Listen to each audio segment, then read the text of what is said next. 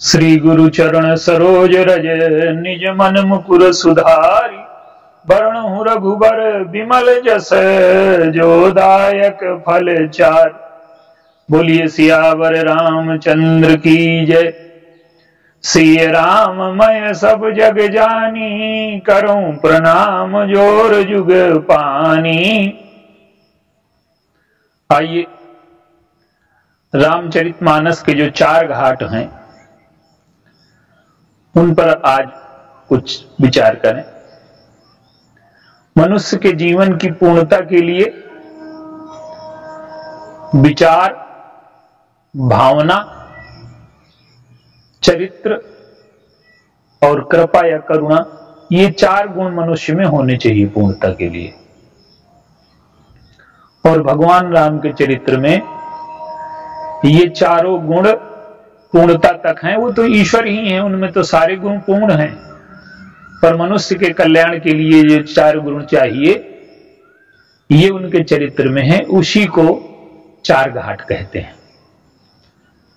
उन 4 घाटों में अलग अलग वक्ता हैं। पहला घाट गोस्वामी जी का है।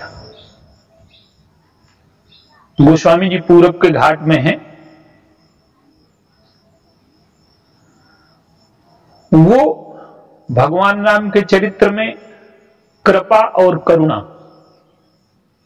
इसका तत्व देखते हैं। फिर परिक्रमा के हिसाब से दक्षिण का जो घाट है वो याज्ञवल्क्य और भरद्वाज जी का संवाद है। याज्ञवल्क्य जी भरद्वाज जी का जो संवाद है वो कर्म का घाट है। इसके बाद गोस्वामी जी के ठीक सामने शंकर जी का घाट है, वो ज्ञान घाट के आचार्य हैं। वहां श्रोता दूसरे जन्म में कथा सुनने लायक हो पाया। इसके बाद जो उत्तर का घाट है वो काकभूषुंड जी का है, वो उपासना का घाट है। गोस्वामी जी जय विजय वाले रावण की कथा कहते हैं। याज्ञवल्क्य जी जालंधर रावण की कथा कहते हैं। शंकर जी प्रताप भानु वाले रावण की कथा कहते हैं। और गरुड़ जी रुद्रगण नारद के श्राप से जो रावण बने उनकी कथा कहते हैं। रामचरितमानस में इन चारों वक्ताओं की कथा एक साथ चल रही है।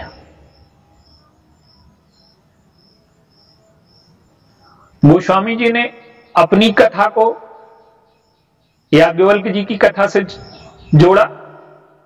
कहां जुगल मुनि वर्ज कर,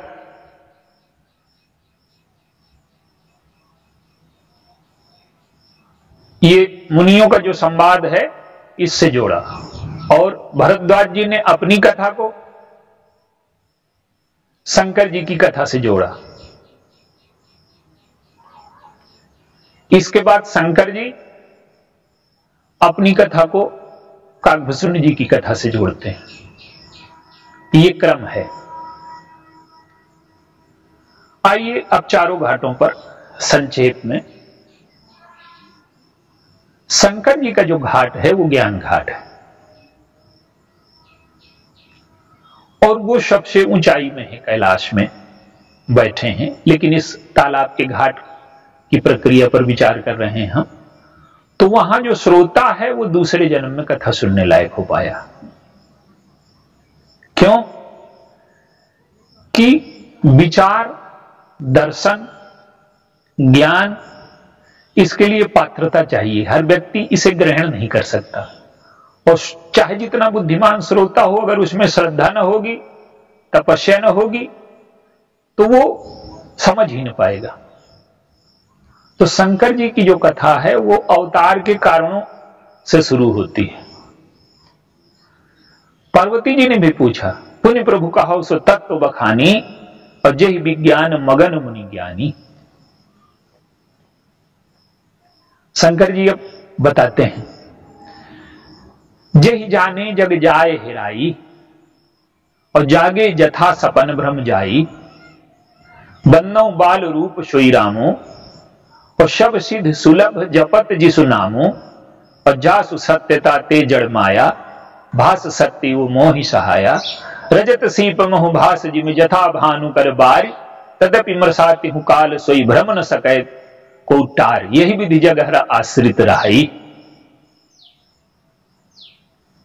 शंकर जी कहते हैं कि जिसको जानने से ये संसार समाप्त हो जाता है, और ये भ्रम है, ये भगवान के आश्रित रहता है, तो इसमें जो इस कथा में जो सूत्र हैं वो दर्शन के हैं, अध्यात्म के हैं, ज्ञान के हैं। ये सबके लिए ना आकर्षक है, ना समझ सकता है प्रत्येक व्यक्ति। तो भगवान शंकर की जो कथा है वो सबसे ऊंचाई पर है, वहां केवल श्रद्धा ही पहुंच सकती है। इसलिए वहां शंकर जी के गण भी अधिकारी नहीं माने गए। जेहि कारण अज अगुण अरूपा, और ब्रह्म भयो कौशल पुर भूपा, अगुण ही सगुण ही नहीं कछु भेदा, गांव ही मुनि पुराण बुध वेदा, और जो गुण रहित सगुन सोई कैसे, जल हिम उपल बिलग नहीं जैसे। वो कहते हैं कि निर्गुण और सगुण में कोई भेद ही नहीं है, जैसे जल में, बर्फ में, ओले में कोई अंतर ही नहीं होता। तो शंकर जी की कथा अगम्य है और वहां पहुंचना कठिन है। अब दूसरा जो घाट है वो भावना का है। शंकर जी का घाट विचार का घाट है, और भूषुंड जी का घाट भावना का घाट है। ये स्त्री घाट है। यहां पनिघट परम मनोहर नाना, और जहां न पुरुष करें स्नाना, यहां केवल स्त्रियों का प्रवेश है। स्त्रियों को प्रवेश का तात्पर्य है कि यहां भावनामय ही प्रवेश कर सकते हैं। स्त्री वहां स्नान करती है और अपने सिर में जल का घड़ा लेकर के चलती है, जिससे सब तृप्त होते हैं। तो ये मस्तिष्क के ऊपर भावना को स्थापित करते हैं भक्त। मस्तिष्क ज्ञान का केंद्र है, लेकिन जो भक्त होते हैं वो ज्ञान से ऊपर भी विचार को रखते हैं। क्यों? भावना से रस मिलता है, तृप्ति मिलती है। तो स्त्री जब घड़े को रख करके चलती है तो पूरे परिवार को तृप्त देती है। तो भावना की जो स्त्री है वो विचार से ऊपर ज्ञान को, माने जो भक्त होते हैं वो भावना से ऊपर विचार को रखते हैं। तो काकभूषुंड जी वंदना करते हैं बालक राम की, शंकर जी भी बालक राम की वंदना करते हैं। लेकिन शंकर जी कैसे करते हैं? बंदो बाल रूप सोई रामो, और सब सिद्ध सुलभ जपत जिसु नामो, जासु सत्यता ते जड़ माया। तो बालक राम की वंदना में शंकर जी को दर्शन के, अध्यात्म के सूत्र उपलब्ध होते हैं। उनकी नजर सौंदर्य पर उतनी नहीं है, उनकी नजर दर्शन और विचार के सूत्रों पर है। और काकभूषुंड जी की नजर, वो वंदना करते हैं तो पीत झीन झिगली तनु सोही, और किलकन चितवन भावत मोही। काकभूषुंड जी की जो नजर है वो उनके सौंदर्य पर है, वो उनके शील पर है। जहां मिठास है, शील की मिठास है, सौंदर्य की मिठास है। तो दोनों बालक राम की वंदना करते हैं, पर दृष्टिकोण में अंतर है। तो भावना का जो घाट है ये भी अगम है, यहां भी केवल स्त्रियां प्रवेश कर सकती हैं। आप देखिए काकभूषुंड जी जहां कथा सुना रहे हैं वो वहां केवल हंस पहुंच पाते हैं। माने विचारक ने कहा, श्रद्धा ने सुना, और यहां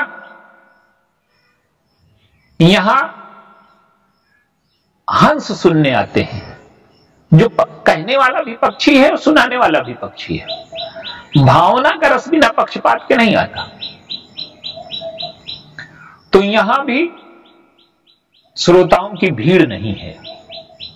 सुनहि सकल विमलमति सकल मराला, यहां सुनने वाले की बुद्धि निर्मल होनी चाहिए। तो ये घाट भी ऊंचाई पर है, स्त्री घाट है, यहां सबका प्रवेश नहीं। अब तीसरी कथा याज्ञवल्क जी की। याज्ञवल्क जी भगवान राम के चरित्र में विचार, ज्ञान, दर्शन, अध्यात्म, तत्व, शील, सौंदर्य सब देखते हैं, पर उनकी नजर का केंद्र जो है, दृष्टिकोण उनका उनके चरित्र पर है। उनकी वंदना बदल गई। सुमिर गिरापति प्रभु धनुपानी, उनकी जो नजर है, उनकी जो वंदना है, वो धनुर्धारी राम की वंदना करते हैं, बालक राम की नहीं करते। क्यों? कि धनुष समाज में चरित्र स्वच्छ बना रहे, इसलिए न्याय की, दंड की आवश्यकता पड़ती है। इसलिए वो उनके जो कल्प की कथा है वो जालंधर रावण की।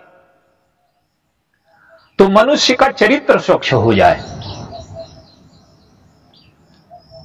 याज्ञवल्क्य जी स्मृति के निर्माता हैं, और स्मृतियां विचार और भावना के स्थान पर व्यवहार को अधिक महत्व देती। तो याज्ञवल्क्य जी या भरद्वाज जी का जो संवाद है वो कर्मकांड, कर्म घाट का है। हमारे कर्म कैसे शुद्ध हो, हमारा चरित्र कैसे शुद्ध हो, तो कर्म की और चरित्र की शुद्धता की पराकाष्ठा भगवान राम के चरित्र में है। सृष्टि के इतिहास में आज तक ऐसा पावन चरित्र हुआ ही नहीं, न भूतो न भविष्यति। तो याज्ञवल्क्य जी वंदना करते हैं धनुर्धारी राम की, उन्हें न्याय और दंड की स्थापना आवश्यक है। तो उनकी जो कथा है वो व्यवहार भूमि पर तो आ गई तीर्थराज में, वो तीसरे घाट में बैठे हैं, लेकिन वहां भी एक समस्या है। वहां सुनने वाला भी मुनि है और सुनाने वाला भी मुनि है। भरद्वाज मुनि बसे प्रयागा, और जिन्हें राम पद अति अनुरागा, तापस शम दम दया निधाना, परमारथ पथ परम सुजाना। तो वो कथा भी मुनियों की। मुनि का अर्थ क्या है? जिसने अपने मन को, अपनी इंद्रियों को मौन कर लिया है, अपने वश में कर लिया है, मननशील। तो पहले घाट में श्रद्धा है सुनने वाला, दूसरे घाट में विचारक हैं, और तीसरे घाट में मुनि है। और यहां भरद्वाज जी का प्रश्न क्या है? एक राम अवधेश कुमारा, तिन कर चरित विदित संसारा, नारी विरह दुख लहऊ अपारा, भयउ रोष रन रावण मारा, प्रभु सोई राम की अपर को जाहि जपत त्रिपुरार, और सत्य धाम सर्वज्ञ तुम। तो यहां मुनि है। यहां भी बहुत ऊंचे स्तर के लोग पहुंच सकते हैं इस घाट में, जो मननशील हैं, जिनका चरित्र शुद्ध है। अब चौथे घाट में गोस्वामी जी स्वयं बैठे हैं, और गोस्वामी जी भगवान का ज्ञान, भावना, चरित्र सब इनके जीवन में भी है, लेकिन ये प्रमुख कृपा को महत्व देते हैं। क्या कहते हैं कि बंदौ सीता राम पद, जिन्हि परम प्रिय खिन्न। मैं सीताराम के चरणों की वंदना करता हूं, जिनको खिन्न प्यारे हैं, जिन्हें दीन प्यारे। जिन दीन प्यारे वेद पुकारे, द्रवौ श्री भगवाना।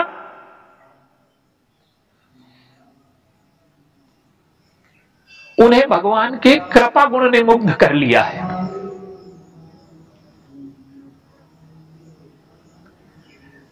अहिल्या चल करके नहीं जा सकती, अहिल्या के यहां चल करके पहुंच गए।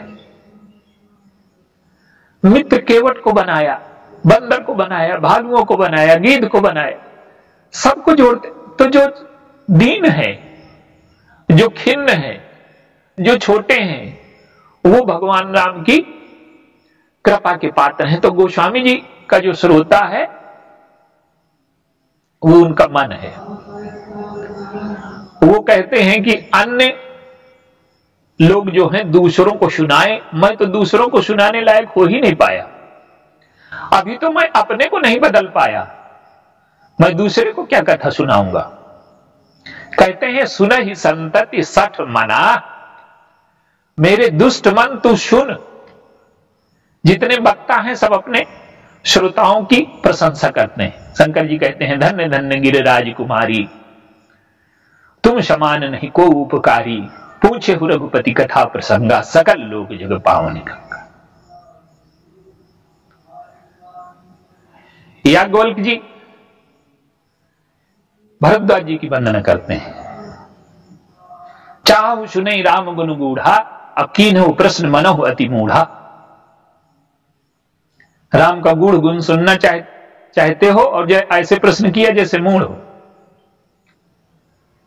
और काकभूषण जी अपने श्रोता को क्या कहते हैं, नाथ कृतार्थ भयो मैं तव दर्शन खगराज। तो वो सब वंदना करते हैं, सब प्रशंसा करते हैं, लेकिन गोस्वामी जी कहते हैं कि मैं अपने दुष्ट मन को सुनाना चाहता हूं, शठ मन को सुनाना चाहता हूं, मैं इसे बदलना। उनका श्रोता उनका मन है। तो किसी ने कहा कि शंकर जी ने तो मना किया था कि यह न कहिए सठही हठसीलहि, जो न मन लाए सुनहि हर लीलहि। तो उन्होंने कहा कि शंकर जी की कथा में दुष्ट का प्रवेश वर्जित है, लेकिन जब राम कथा की गंगा शंकर जी की जटाओं में थी तो पवित्र थी, वो ब्रह्मा जी के कमंडल में थी वो पवित्र थी, और उतर के आई तो पवित्र थी। लेकिन यहां जब आ जाएगी भूमि में तो कोई ये निर्णय करेगा क्या कि कोई नहाए कि न नहाए इसमें। इसलिए गोस्वामी जी और वाल्मीकि जी के दृष्टिकोण में अंतर है थोड़ा सा। गोस्वामी जी का घाट चौथा घाट है। गोस्वामी जी भगवान राम के कृपा गुण पर मुग्ध हैं। बंदों सीताराम पद जिन्हें परम प्रिय खिन्न, जो खिन्न से प्यार करते हैं, जो अहिल्या के उद्धारक हैं, जो बंदरों को मित्र बना लेते हैं, केवट को बंदर है, गीध है, ये सबसे संबंध बना लेते हैं। गोस्वामी जी को इसी कृपा गुण से धन्यता मिली। इसका तात्पर्य यह नहीं है कि भगवान के चरित्र में एक ही चौपाई में चारों वक्ताओं के लिए अलग अलग, जैसे एक दृष्टांत ले आप, भगत वछल प्रभु कृपा निधाना, विश्वास प्रगटे भगवाना। शंकर जी से पूछा गया कि इसमें क्या खास बात है। शंकर जी कहते हैं कि वो तो सर्वत्र व्याप्त है, विश्वास है, वो मन के आंखों में देखने की शक्ति आई, वो दिखने लगा। काकभूषण जी से पूछा गया कि आप कहते हैं कि ईश्वर तो है लेकिन वो वत्सल है, जैसे गाय के पूरे शरीर में दूध है लेकिन जब बछड़े को देखती है वो तो उसके थन में दूध आ जाता है। तो मन जब बछड़ा बने तो वो गाय बन गया ईश्वर, मन को कृपा का दूध मिल गया। अब याज्ञवल्क्य जी से, तो याज्ञवल्क्य जी कहते हैं कि भगत बछल भी ठीक है, विश्वास भी ठीक है, लेकिन ये भगवान हैं, इनमें समस्त ऐश्वर्य हैं। तो याज्ञवल्क्य जी को उनको उसमें भगवान दिखाई दे रहे हैं। गोस्वामी जी से पूछा गया तो उन्होंने कहा कि इन सब की बातें ठीक है, लेकिन वो केवल अपनी कृपा से आए, साधना में वो शक्ति नहीं है कि उन्हें प्रकट कर सके। तो उसी चौपाई में गोस्वामी जी को कृपा दिखती है, याज्ञवल्क्य जी को भगवान का ऐश्वर्य दिखता है, काकभूषण जी को वत्सलता दिखती है और शंकर जी को उनकी सर्वव्यापकता दिखती है। तो गोस्वामी जी कृपा गुण पर मुग्ध हैं जैसे वो चल करके गए अहिल्या के पास। अहिल्या चल करके नहीं आई, अहिल्या के पास चल करके भगवान गए। ये कृपा है, हम भगवान के पास चल करके जाएं ये साधना है, भगवान हमारे पास चल करके आए ये कृपा है। और जब पहुंच गए तो संत है उनके साथ, और संत तो ईश्वर की कृपा को प्रकट करने का माध्यम है। भगवान राम ने पूछा ये कौन है? वो कह सकते थे कि पति से श्राप मिला है, परितिक्ता है, पाषाणी है, चरित्र इसका गिर गया है, लेकिन लिखा है कि सकल कथा मुनि कही विशेखी, विशेष प्रकार से कही कि भगवान की कृपा का उदय हो जाए। अब देखिए भगवान ने सारी साधनाएं कर ली। प्रथम भगति संतन कर संगा, संतों का साथ भगवान ने किया। दूसरा रति मम कथा प्रसंगा, भगवान कथाएं सुनते हैं विश्वामित्र से। और गुरुपद पंकज सेवा, और तीसर भगति अमान, गुरु जी के चरणों की सेवा करते हैं मान रहित होकर के। अब जब अहिल्या के पास पहुंचे तो चौथी भगति अहिल्या ने शुरू की। चौथी भगति मम गुणगन करे कपट तज गान। तो 3 साधनाएं प्रभु ने की और चौथी भक्ति अहिल्या ने शुरू की। तो गोस्वामी जी इसी कृपा गुण पर मुग्ध हैं।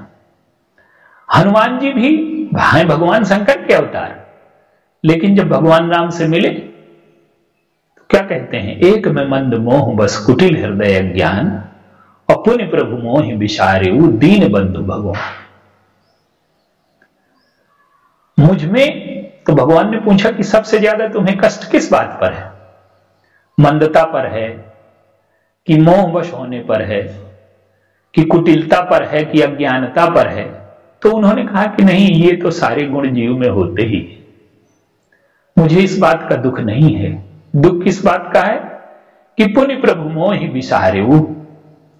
जीव में असमर्थता है, कमियां हैं, दोष हैं, लेकिन सबसे बड़ी कमी यह है कि अगर आप उसे भुला दें तो इससे कैसे निपटेगा? तो कहते हैं ये तो मुझ में थी, लेकिन मुझे सबसे बड़ा दुख यह है कि आपने मुझे भुला दिया।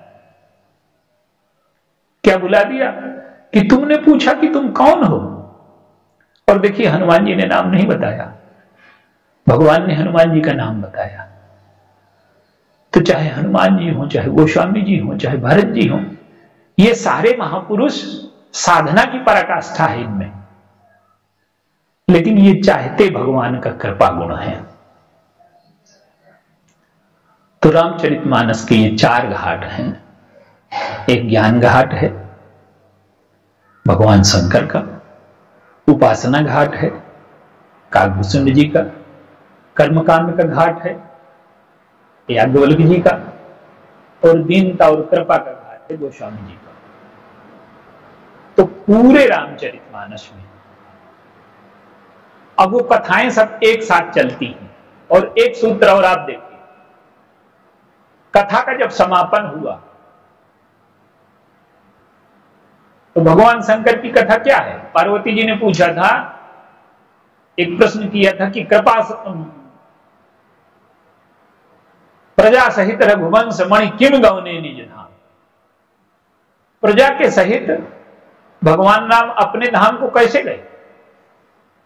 और शंकर जी ने इस कथा का वर्णन ही नहीं किया। वो देखना चाहते हैं कि ये तत्व श्रोता की समझ में आया कि नहीं आया। तो पार्वती जी को कहना चाहिए कि आपने महाराज वो हमने जो प्रश्न किया था उसका उत्तर नहीं दिया। लेकिन पार्वती समझ गई कि अब वो ज्ञान घाट की श्रोता है, वो समझ गई कि ईश्वर सर्वव्यापक है, न उसे कहीं आना है न कहीं जाना है, वो तो लीला थी, इसलिए पार्वती जी ने प्रश्न नहीं किया। तो भगवान शंकर की कथा का समापन सबसे पहले होता, या पहले गरुड़ जी और काकभूषण जी का जो संवाद है उसका समापन होता है, शंकर जी की कथा का समापन होता है, और गोस्वामी जी की अंत में गोस्वामी जी की कथा का समापन होता है। लेकिन याज्ञवल्क्य जी और भरद्वाज जी की कथा का समापन नहीं होता। अब ये अधूरा है इतिहास की दृष्टि से, काव्य की दृष्टि से, कि शुरू किया जाए पर समाप्त न किया जाए। लेकिन गोस्वामी जी क्या बताना चाहते हैं कि संतों की सभा में राम कथा कभी समाप्त ही नहीं होती, वो तो चलती रहती। तो मानस पढ़ने का क्रम ये है कि हम इन श्रोताओं में से अपने को किस स्थान पर पाते हैं, और जिस स्थान पर अपने को पाएं उस स्थान में बैठ करके भगवान की कथा का श्रवण करें। चारों तत्व हैं, चाहे हम कृपा से धन्य हो जाएं, चाहे उपासना से धन्य हो जाएं, चाहे अपने चरित्र को शुद्ध करके धन्य हो जाएं, और चाहे ज्ञान प्राप्त करके, और एक में आप प्रवेश करेंगे। देखिए, राम कथा बहुत गूढ़ है, इसके रहस्यों को समझ पाना रुचिर सप्त सोपाना, और ज्ञान नयन निरखत मन माना, ये ज्ञान के नेत्रों से दिखाई देती है। तो इसमें जो 60 कांड हैं, हमारी जो 7 पुरियां हैं, उनका प्रतिनिधित्व करते हैं। बालकांड अयोध्या है, अयोध्या कांड मथुरा है, अरण्य कांड मायापुरी है, किष्किंधा कांड काशी है, सुंदर कांड कांचीपुरम है, लंका कांड उज्जैन है, महाकाल की संहार लीला, और उत्तर कांड द्वारिका है। तो ये 7 कांड हैं, ये 4 घाट हैं, ये हमारे जीवन को धन्य बनाने के लिए हैं। तो हम जिस घाट के श्रोता बन सकें, और अगर हम में कोई योग्यता नहीं है तो गोस्वामी जी के घाट में अंत में का गोस्वामी जी जब समापन करते हैं क्या कहते हैं? शरण गए मोह से अघरासी, हो ही शुद्ध हो ही सिद्ध नमाम अविनाशी, और शकुनाधम शब भांति पावन, प्रभु मोहिकीन विदित जग पावन। मैं तो सब प्रकार से निकृष्ट था। जा सुनाम भव भेषज, हरण घोर त्रयशूल, सो कृपाल मोहितो पर सदा रहो अनुकूल। बोलिए सियावर रामचंद्र।